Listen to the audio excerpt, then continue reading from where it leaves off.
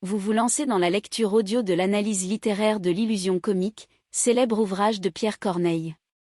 Au fil de cette lecture, vous découvrirez dans un premier temps une brève mise en contexte de l'œuvre et son auteur.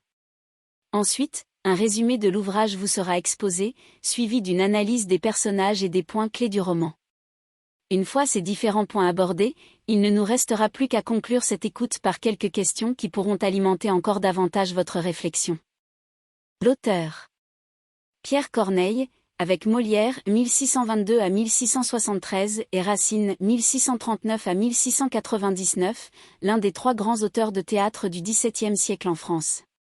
Issu d'une famille aisée, diplômé en droit, avocat du roi, maître des eaux et forêts, Corneille se jette corps et âme dans l'aventure dramatique.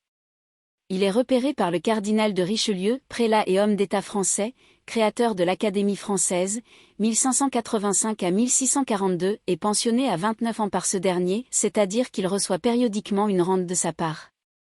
Il peut ainsi se consacrer à l'écriture, mettant en scène des héros tourmentés par le doute, faillibles, chez qui la passion vient buter contre l'ordre établi, D.E. Boeck D. Programme Cahier pédagogique 30, Bruxelles, Théâtre National, 1996, p. 2.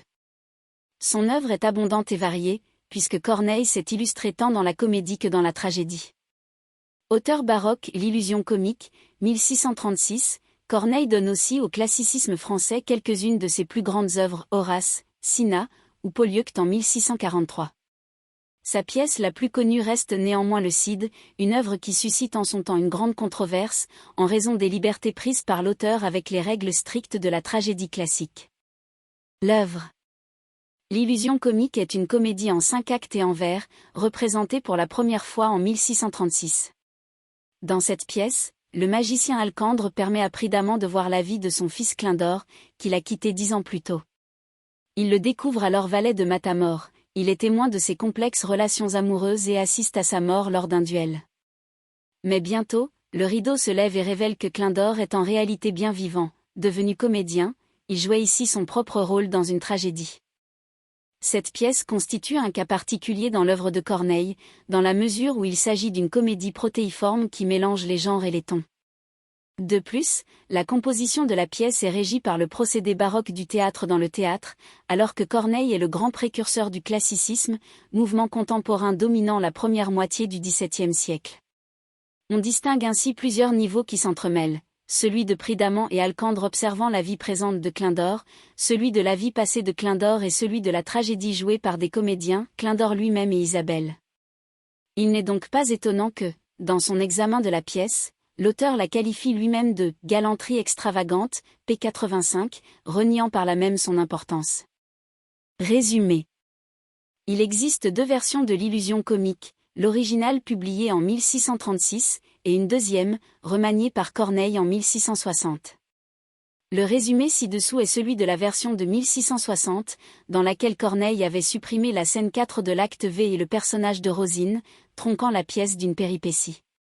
L'acte V de la version initiale comprenait donc 6 scènes au lieu de 5 dans la version de 1660. Acte I. Scène I.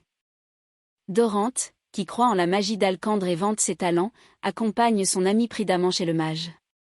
Ensemble, ils attendent l'arrivée d'Alcandre en espérant que ce dernier pourra aider Pridamant à retrouver son fils, Clindor, qui a fui la maison paternelle 10 ans auparavant. Scène 2. Lorsqu'Alcandre arrive enfin, Dorante sollicite son aide au nom de son ami. Le mage promet à Pridamant de lui faire voir la vie heureuse que son fils mène loin de lui. Il prie alors Dorante de s'en aller pour montrer à Pridamant le destin de son fils en toute confidentialité. Scène 3. Dorante partie, Alcandre apprend à Pridamant que son fils n'a pas toujours été l'homme fortuné qu'il est devenu. En effet, Clindor a été l'auteur d'actions peu avouables, voleur, joueur, charlatan, etc. Il est ensuite entré au service d'un guerrier, à Bordeaux, et s'est fait appeler « le sieur de la montagne ». Acte 2. Scène I. Alcandre prévient Pridamant qu'il est sur le point d'entendre et de voir son fils. Scène 2.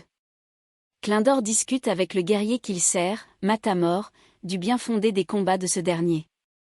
Lui qui concevait auparavant l'amour comme un combat déclare ne vivre que pour les victoires guerrières, sauf quand il pense à sa bien-aimée.